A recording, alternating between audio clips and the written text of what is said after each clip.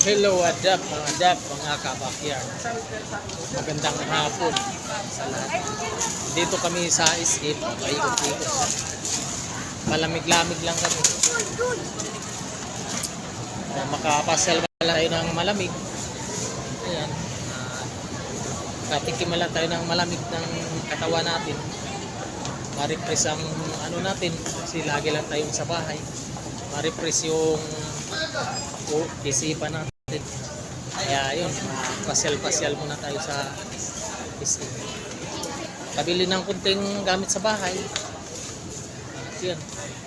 What up sa mga karils, saka mga kabakyard ko. Maraming salamat sa suporta nyo, sa mga mababait ko na mga kabakyard dyan, mga kawaiti. Sa lahat na mga hindi pa nakasubscribe sa lahat. Sana yung mga hindi pa nakasubscribe sa akin channel, sana ma-subscribe nyo at i-share na rin. Maraming salamat sa lahat. Ayan, ikot lang tayo dito sa SM. Palamig-lamig lang tayo.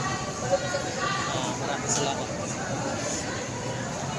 Mamaya pag uwi ko sa bahay, ayun, susuport naman ako sa nagla-live.